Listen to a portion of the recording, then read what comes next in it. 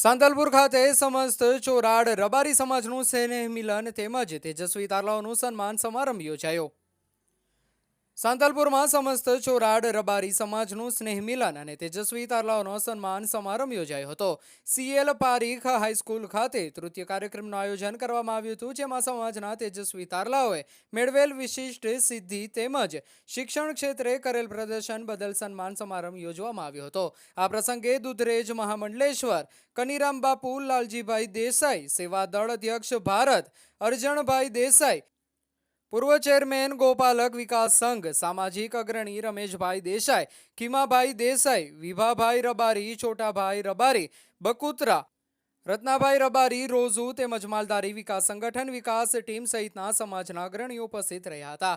કાર્યક્રમનું સંચાલન દેસાઈ મહેશભાઈ મુભી સોઢવ, હારીજ તલાટી મંડળ પ્રમુખ દ્વારા કરવામાં આવ્યું હતું। રિપોર્ટર વસંત કડિયા, પાટણ। શું કાર્યક્રમ હતો અને કાર્યક્રમનો શું હેતુ હતો? સમસ્ત રબારી સમાજ ચોરાડ જે દીકરા અને દીકરીઓએ જે શિક્ષણ ક્ષેત્રે નામના મેળવી છે, ઉચ્ચ ગુણ મેળવ્યા છે, જેમને એવા દીકરા અને દીકરીઓનો સન્માન સમારોહ સાંતલપુર ખાતે પારેખ હાઈસ્કૂલમાં રાખવામાં આવ્યો હતો।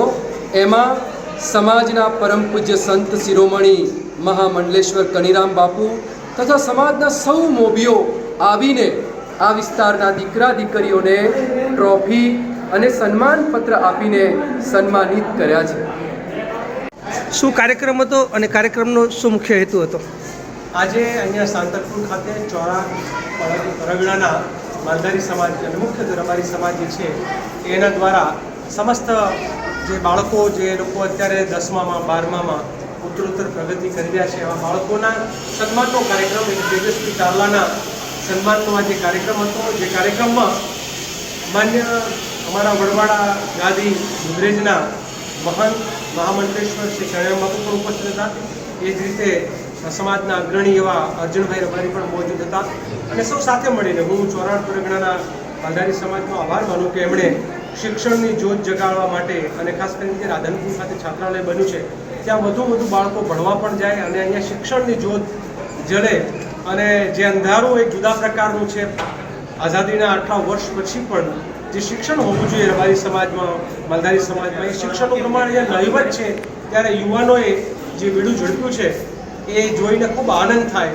આજે ઘણા બાળકોએ સ્પોર્ટ્સની અંદર પણ મેં જોયું કે લોકો ગોળા ફેંકમાં અમારી દીકરી જે છે એણે પોતે પ્રથમ આવી સમગ્ર જિલ્લામાં અને રાજ્યમાં પણ, અને એ જ રીતે અલગ અલગ કબડ્ડીના જે છે એ ખેલ સ્પર્ધામાં પણ અહીંયા બાળકો પ્રગતિ કરી રહ્યા છે।